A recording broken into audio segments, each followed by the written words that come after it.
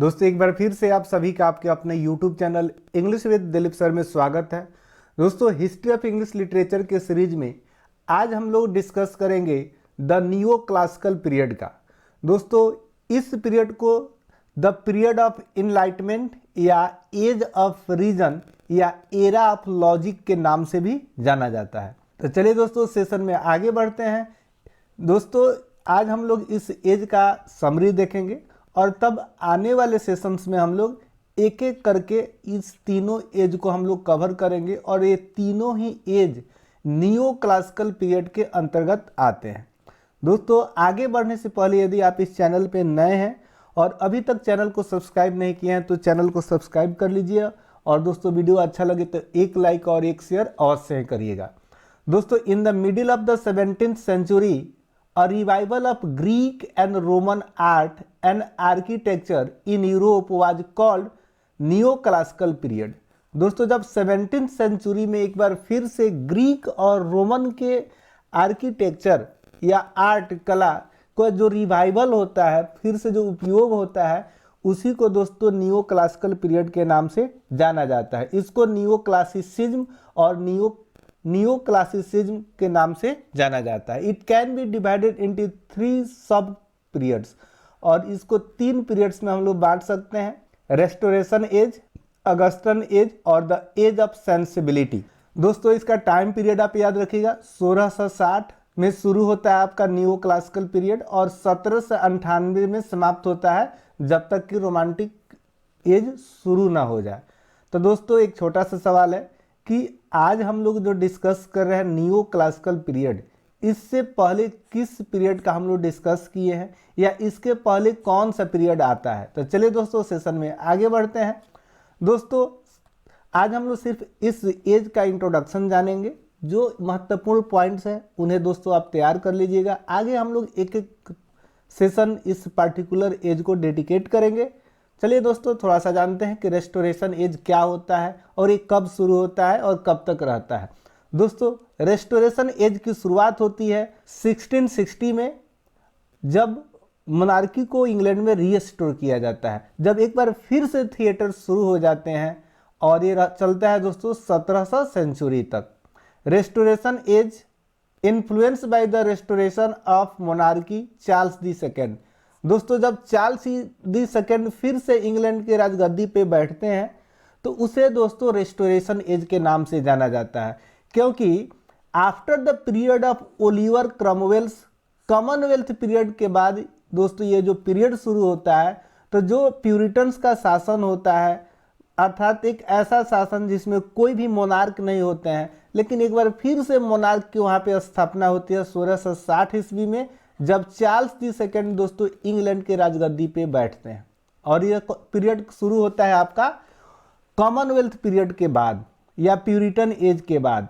And literature become witty, satirical and often licentious. और अब का जो लिटरेचर था ना, ये बहुत ज़्यादा विटी हो गया, एक व्यंग्यात्मक हो गया, और लाइसेंसियस मतलब अब इस समय एक हर रचना के लिए एक्ट बन गए कि अगर इन चीज़ों को यदि मापदंड को पूरा करें कोई साहित्य, तभी हम उसको पब्लिश करेंगे। बहुत तरह की यहाँ पे एक्ट दोस्तों आती है जो आगे हम लोग डिस्कस करेंगे। This time period is called the age of Dryden. इस टाइम पीरियड को, रेस्टोरेशन टाइम पीरियड को एज ऑफ ड्राइडेन के नाम से भी जाना जाता है, because he was the representative या prominent figure of this period. Representative poet याद रखिएगा और the prominent figure of this period, इसलिए इन्हें दोस्तों जॉन ड्राइडेन को आपको क्या जानते हैं, द एज ऑफ ड्राइडेन के नाम से भी जानते हैं। दोस्तों ड्राइडेन का नाम आया है तो एक सवाल का चर्चा करना यहाँ पे बहुत जरूरी है। ठीक है दोस्तों, आपसे पूछा जाए कि फर्स्ट ऑफिशियल पोएट लॉरेट्स कौन है, याद रखिएगा फर्स्ट ऑफिशियल पोएट लॉरेट। ठीक है दोस्तों, तो फर्स्ट ऑफिशियल पोएट लॉरेट की बात हो ना तो याद रखिएगा वो नाम आएगा आपका जॉन ड्राइडेन का। ठीक है दोस्तों, जॉन ड्राइडेन आपके फर्स्ट ऑफिशियल पोएट लॉरेट थे। अब दोस्तों ये भी बता दीजिए कि ये कब बने थे, तो याद रखिएगा दोस्तों 1668 में ये बने थे। इंग्लैंड में पोएट लॉरेट्स, और ये पहले पोएट लॉरेट्स थे।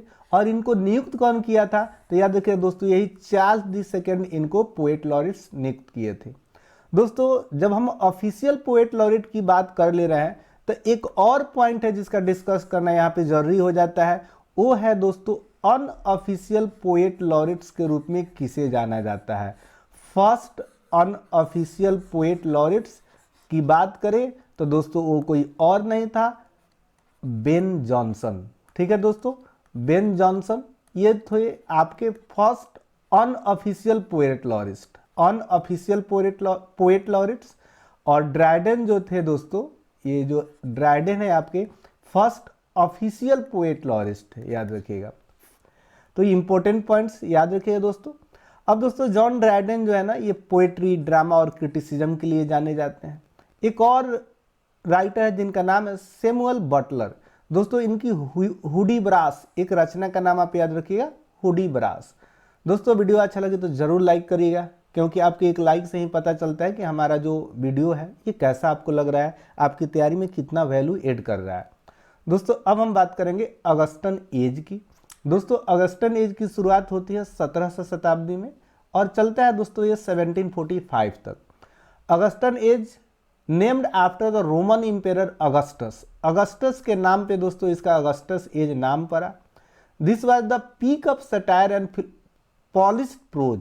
दोस्तों ऑगस्टन एज की बात करें ना तो इस समय जो सटायर का सबसे सही समय चल रहा था, सबसे ज़्यादा सटायर लिखे जाते थे, एक पीक टाइम था। और प्रोज काफ़ी पब्लिश होते हैं, पॉलिश होते हैं। This time period is also known as the age of Pope, age of Pope के नाम से भी जाना जाता है इस पीरियड को। पोप कहने से आशय है अलेक्जेंडर पोप। तो दोस्तों अलेक्जेंडर पोप की कुछ रचनाओं का आप नाम याद रख लीजिएगा, सीधे रचना और उनके राइटर का नाम आपकी परीक्षा में दोस्तों पूछता है। हम जो भी इम्पोर्टेंट वर्क्स हैं उनका डिस्कशन कर रहे हैं, उसका भी दोस्तों एक हम प्लेलिस्ट बना दिए हैं, आप जाके वहाँ पे देख सकते हैं। दोस्तों the Rape of Lock, the Dunciad. दोस्तों इन दो रचनाओं का नाम याद रखिएगा, द रेप ऑफ लॉक और द डूनिशियाड। इसके रचनाकार कौन है? Alexander Pope. Jonathan Swift world famous works, Gulliver's Travels. Joseph Addison and Richard Steele का दोस्तों पीरियोडिकल एसेज काफ़ी फेमस है इनकी। तो चलिए दोस्तों आगे बढ़ते हैं। दोस्तों अब हम बात करेंगे एज ऑफ सेंसिबिलिटी की। दोस्तों ट्रांजिशन टुवार्ड्स रोमांटिसिज्म, मतलब जो आपका नियो क्लासिकल पीरियड था ये अब ट्रांसफॉर्म हो रहा है धीरे धीरे रोमांटिसिज्म के तरफ with increased focus on emotion. दोस्तों इस समय जो आपका अभी तक की जो रचनाएं थी वो क्या था? तर्क पे था, रीजन आपका था, रीजनिंग, हर चीज़ जो तर्क पे था, नेचर। लेकिन इस समय देखिएगा तो भावनाएं पे भी फोकस होने लगती है रचनाएं, नेचर पे और मोरालिटी पे। This time period is also known as doctor Samuel Johnson, known as the age of doctor Samuel Johnson के रूप में भी जाना जाता है। ठीक है दोस्तों, because he was the prominent literary figure of this time, क्योंकि इस समय के वो सबसे प्रोमिनेंट लिटरेरी फिगर थे। दोस्तों सैमुअल जॉनसन की एक डिक्शनरी है, इसके लिए जाने जाते हैं, a dictionary of the English language. यह एक डिक्शनरी को कंपाइल करते हैं, a dictionary of the English language. दोस्तों कब कंपाइल करते हैं जरूर कमेंट करके बताइएगा।